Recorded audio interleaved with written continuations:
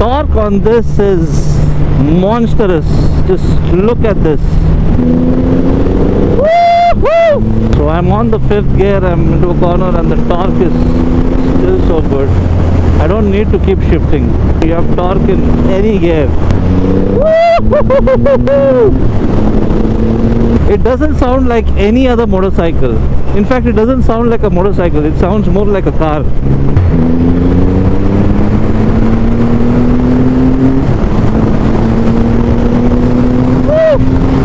Of course, this doesn't have the BHP like the faster motorcycles that I've been riding, the super sports and the likes, but the manner in which the torque is delivered is out of the world.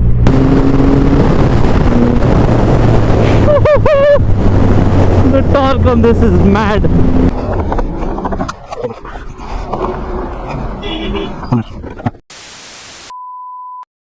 Very good morning, guys. Today I have a very special motorcycle.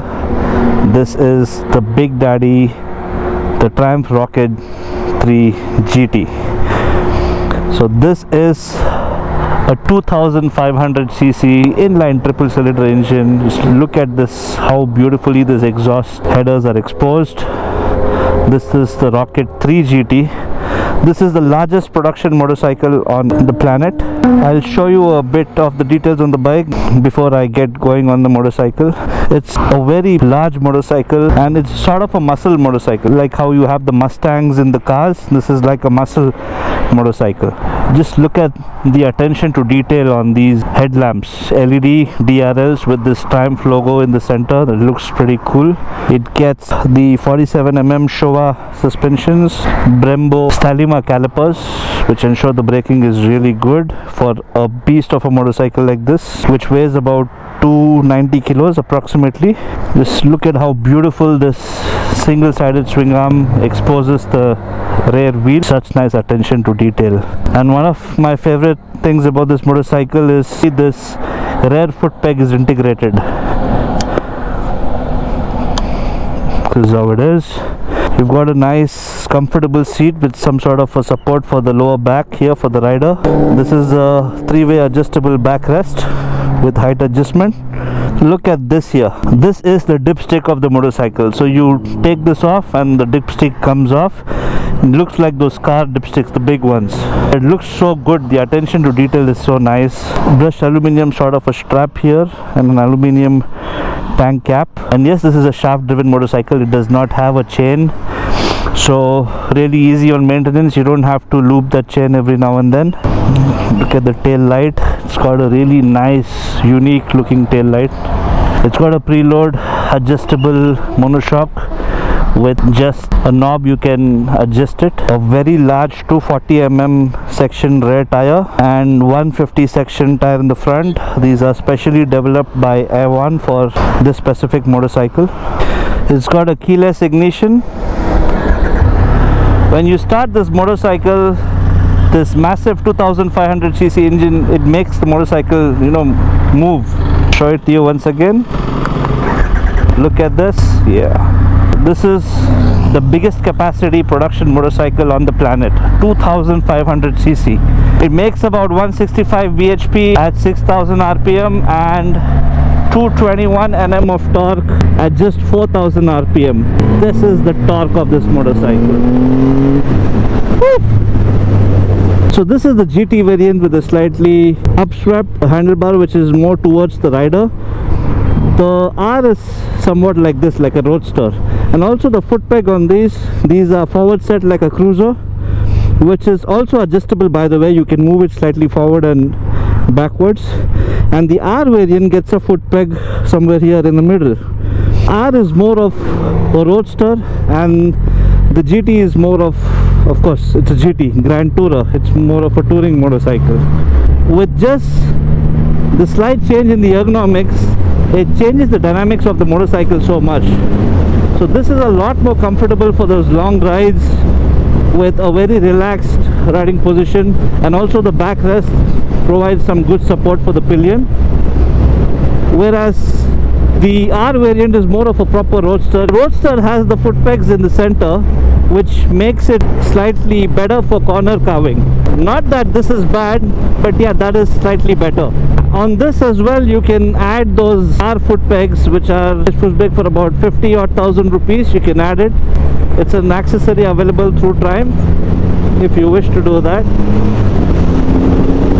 But somehow I feel for a motorcycle like this relaxed position gives you a good feel, you know. Personally, I'm liking the GT variant, which gives it a really nice relaxed feel.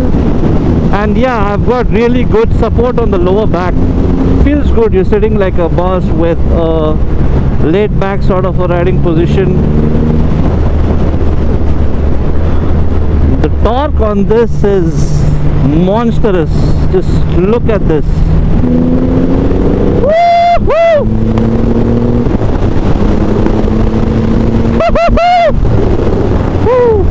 Of course, these will not have the horsepower of the Super Sport and the sportier motorcycles, but this has 220 Nm of torque, and a lot of it is just coming from just around 2000 RPM.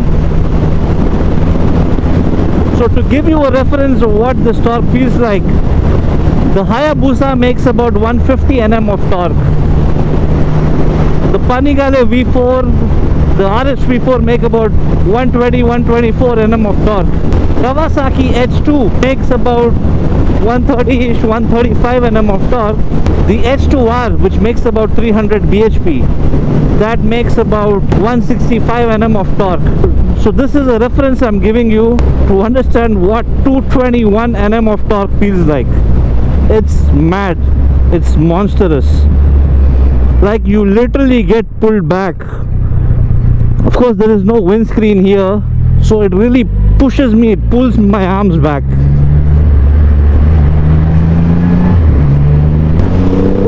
Woo-hoo-hoo-hoo-hoo!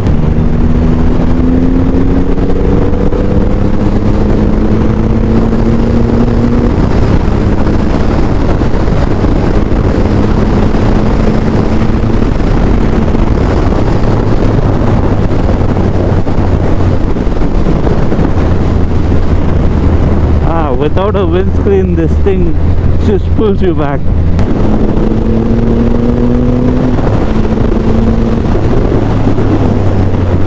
Yep, the brakes are pretty nice. These are Brembo Stellema calipers.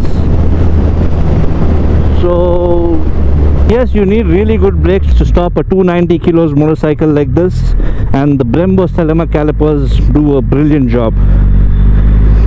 I'm not sure of the ground clearance, the exact spec, but whatever riding I've done over the humps, it takes it really well. I've never felt that this was scraping anywhere. So despite of the size of the motorcycle, the dynamics of the bike are such that it's not very difficult to ride. Of course, when you're taking those U-turns, you will feel the weight, but otherwise when I'm on the highway, or even if I'm riding around in the city through the strict bill traffic, when of course you're doing reasonable speeds, you don't really feel the weight. But yeah, when you're in that stop-go traffic, when you're taking U-turns, you will feel the weight.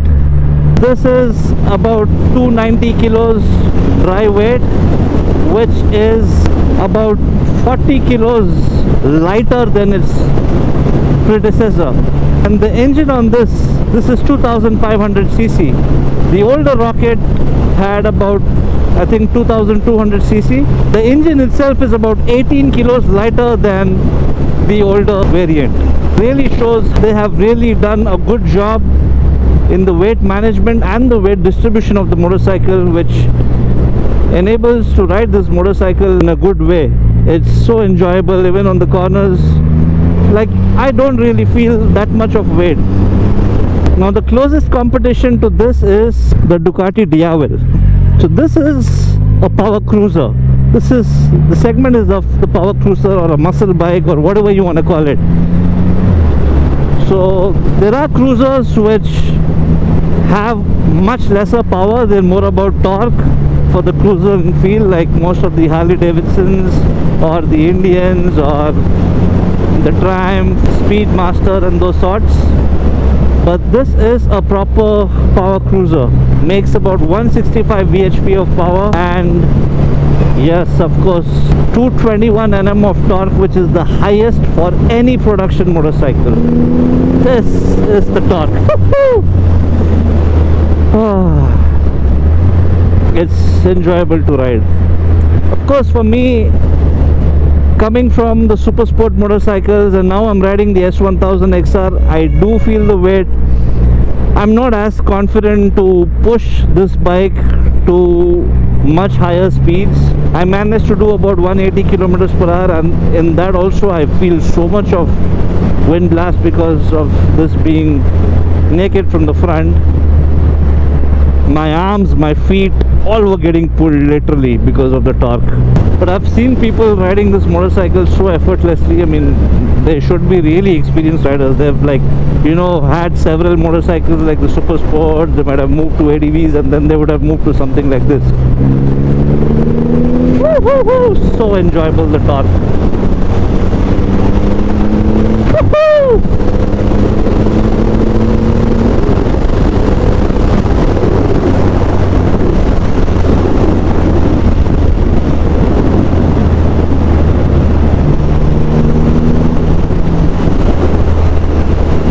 The gearbox feels really good. It's nice and slick. It does feel a bit clunky. I mean, it's a very big gearbox for sure, but yeah, never had any sort of misshift or anything. You also get a quick shifter with an auto blipper as an accessory that you can add on. It doesn't come standard on this variant. Yeah, in terms of the rider aids, you get the cornering ABS, you get the traction control, you get various riding modes. We have the road, the sport, the rider user configurable, and the rain mode. I was riding in the road mode. Let's switch to the sport mode.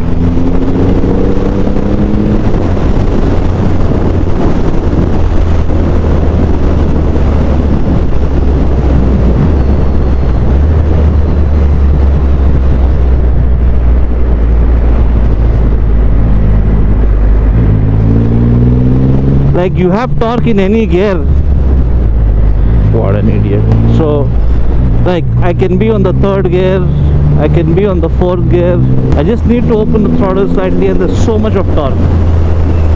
Like, yes, when you're on the corners, you can do your downshifting to just enjoy the bike a little bit, but it doesn't really need those shifts all the time because it's got torque from very low in the rev range.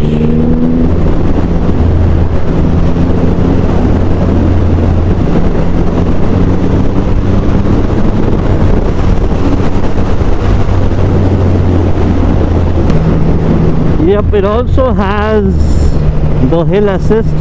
I can tap this brake when I'm standing in the traffic or when you're on the hills on the upslope, and the bike just stays there. It doesn't move back. And it also gets cruise control. It's got the heated grips. It has Bluetooth connectivity. It has navigation. It has a power socket here to charge your mobile phone. And yes, this has a keyless ignition.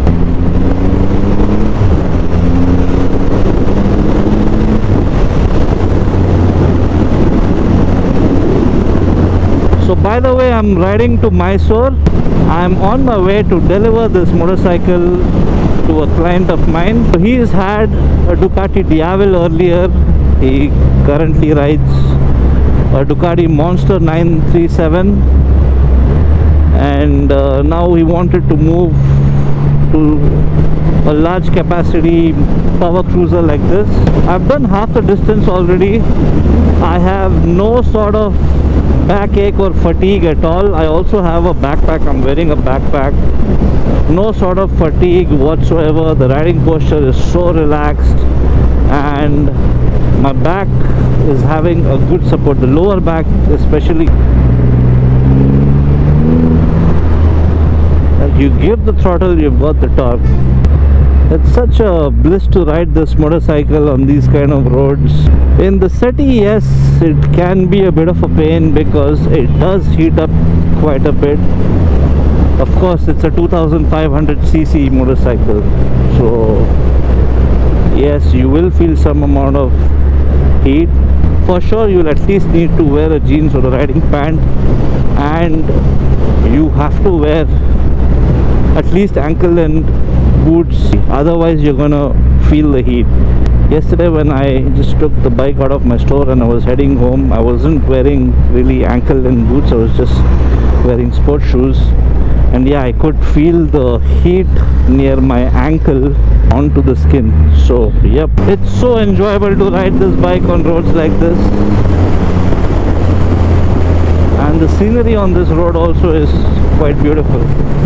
I'm traveling from Bangalore to Mysore. This is via the Nagamangala route. If you live in the North Bangalore, so you have to come via Kunigal, Nagamangala, Pandharpur, and then to Mysore. Since the motorcycles are not allowed on the expressway, this is a very good road. And for those of you who are in the south of Bangalore, Kanakpura road is another option. I've never been on that road since I don't live in that part of the Bangalore, but this road is really enjoyable. You'll come on to the Hassan road first, you'll cross Kunigal, Yediyur, and after Yediyur you have to take a deviation to the left that goes towards Nagamangala.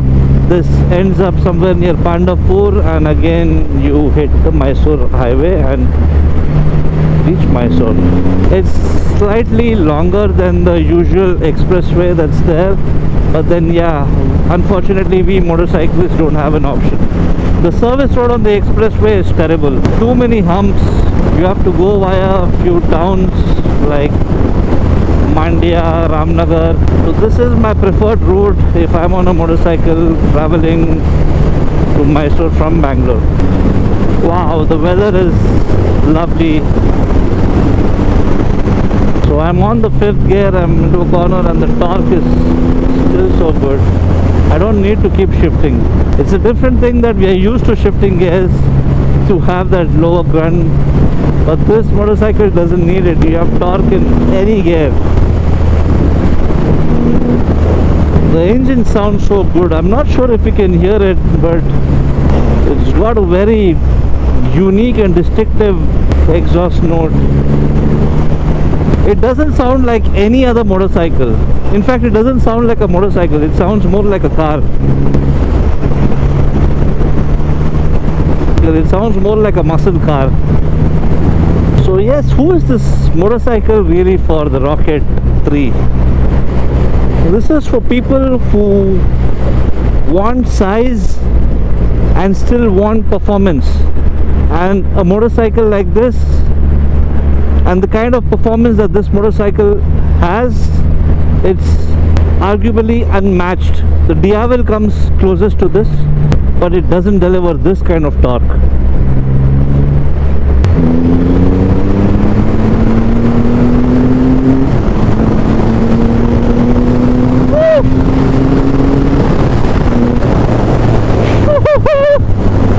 The torque on this is mad.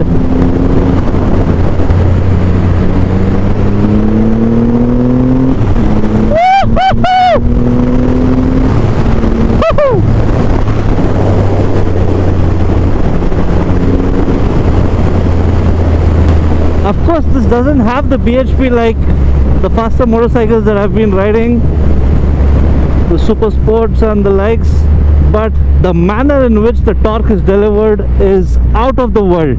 There's nothing like this. Wow, look at the roads, just so beautiful. I really enjoy traveling on this particular route to Mysore. I mean, I'm used to the downshifting, but this doesn't really need that downshift at all. Zero.